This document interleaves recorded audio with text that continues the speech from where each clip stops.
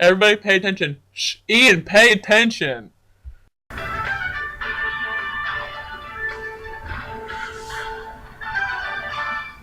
Welcome to Freedom's broadcast. I am here to bring you international news. Most Americans were in support of the holding on to what we can get mindset. Open Door Notes called upon the government to honor trade agreements with China and to not impose restrictions on normal trade.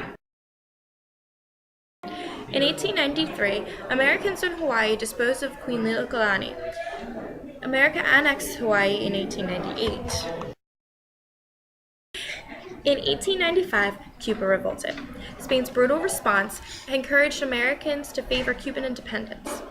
The April 20th, 1898 decision recognized Cuban independence and allowed the president to use force to expel Spain from the area. It also stated that Americans had no intention on annexing Cuba. This helped revive American patriotism and furthered sectional reconciliation needed following the Civil War. Spain eventually agreed to evacuate Cuba and cede Puerto Rico and Guam to the United States. Cuban freedom, however, did not end poverty, illiteracy, and their crashing economy. So, to help fix problems, America created a military government in 1898. Eventually, the military was withdrawn, and a constitutional convention met in 1900 without American interference. The Foraker Act of 1900 established a civil government for Puerto Rico. In August of 1898, America occupied the Philippines. Their fate was decided at a peace conference later that year in October. President Taft became the first civilian governor of the Philippines. In spite of the Clayton-Bulwer Treaty of 1850, the United States favored an American-owned canal and disposed of the treaty in 1901 when the Hay-Pauncefote Agreement was passed.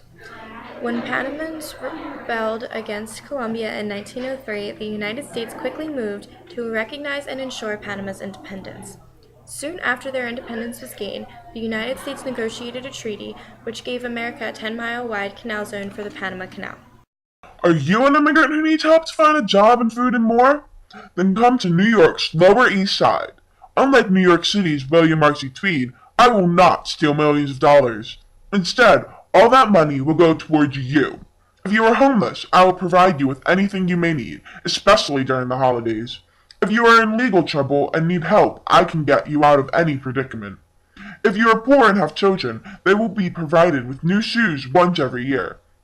I offer you a fun time with summer boat rides and picnics for old and young alike. Come to New York's Lower East Side, and your life will be better in every way. You can count on me. Welcome back to Freedom's broadcast. Here's our segment on Across the Country. Over the last several years, immigration has been running rampant throughout the United States. In previous years, most immigrants have come from Northern and Western Europe, but recently the immigrants have come from Southern and Eastern Europe. The immigrants are being attracted to America by the demand for labor and industrial expansion in the United States, since many European countries are facing political upheaval and religious persecution. The new immigrants are being transported to the United States by steamships because they are more safe and speedy. The immigrants arrive in America and settle into ethnic enclaves away from the many nativists. The nativists are not taking well to the new immigrants because of strict competition for jobs. They fear that the job security for citizens is at risk, which is a possibility in the future. With jobs becoming scarce, the government has attempted to enforce laws that limit immigration, but those laws have not been strictly enforced. Now on to social trends. Charles Darwin's theory of evolution certainly has influence in almost every field of knowledge, but not so much with philosophical values. Darwin's theories claim that the biblical account of creation was false. Charles S. Peirce argued that concepts could be fairly understood only in terms of their practical effects. William James presented pragmatism in more understandable language and contributed to the establishment of psychology as a scientific discipline. Pragmatism seems to suggest that the ends justify the means. Frederick Winslow Taylor's method of analyzing every step and movement in the manufacturing process has led to the workers being taught the best way to perform each function. Stay tuned after the commercial break for In Your Neighborhood. These days it seems as though there is never enough money to go around. With economic panic and deflation of prices plaguing our country, it may seem as if there is no solution. The solution to all our economic woes is to stop using gold specie and to support free silver. Supporting free silver will help the value of prices in silver to increase steadily, pumping money into our economy. The increase in the supplies of silver will benefit all and get the government involved in the fight to save our nation's perishing economy. Down with the gold standard and move forward with free silver. Our segment on In Your Neighborhood. Have you seen women out and about lately more than usual? Well, that's because our women are starting to work outside the homes as nurses, elementary school teachers, and secretaries. Our working women are still pushing to gain managerial and entrepreneurial positions, but are facing strong opposition from our male-dominated society. These women are not the only group making progress in our society. The middle-class lifestyle has enormous disparities in the ways of living and lifestyle. Most modern-class families are resorting to having fewer children because of their substantial disparities in wages. Many of these people, but not all, have issues with their working conditions, which are resulting in bitter strikes. The few people who are not showing discontent towards their jobs are calling for naturalization. As the gap between rich and poor widens, many citizens are drawn to the idea of classless society, but the idea of mobility is a high point in the lives of the poor and the middle class. Now to our segment on education.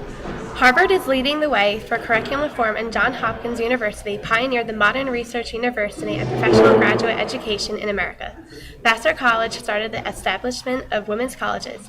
John Dewey believes that schools should center on the child and that the new information should relate to the child's existing knowledge.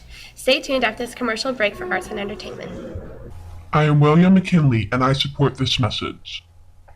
Who do you want to run your country? A young, inexperienced speaker, or a man with a distinguished war record and experience in government that includes being governor of Ohio and serving in Congress for 20 years?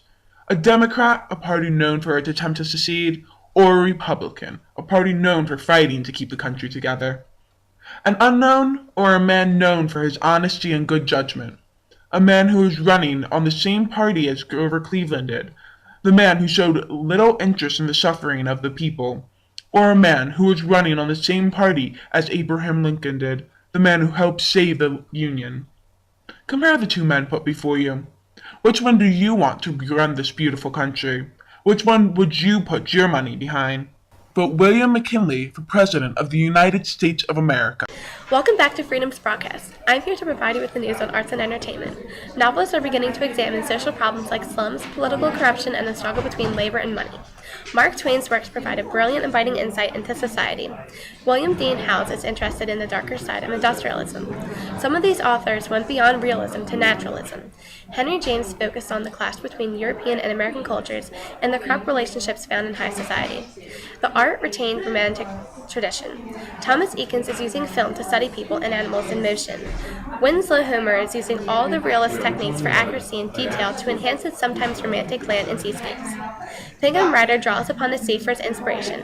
Next up is spectator sports. Have been booming lately in this modern age. Sports such as golf, tennis, baseball, boxing, football, and basketball have become spectator sports over the course of previous years. These sports are most commonly spectated in the cities because of the large populations. These sports are creating an entirely new area in the United States society. Who knows what the future will hold if these sports stay strong? Now to a commercial break. Support the People's Party. We must rise together and silence the voices of doubt among us. Farmers, workers, we must band together as one. All are welcome to join the fight for freedom. We are the blood in the veins of America. The rich businessmen with their monopolies take all the wealth. Now it is time for us to fight back and take what is ours. Bankers, railroad heads, and businessmen all robbing us of our wealth. They sit high and mighty while we suffer from the deflation of prices and job insecurity. Vote for Bryan for president. He will ensure that our demands are met. Let us not be crucified upon a cross of gold.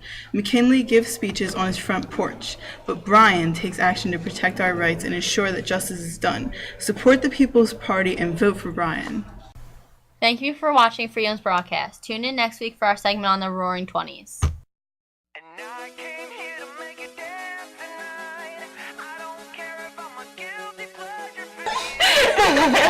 What are you doing? Hi, my name is Barbie, and I am going to bring you your news today. Welcome to Freedom's Broadcast. I prefer sexism and furthered sexual reconciliation. Safe and speedy. 20th, 1918.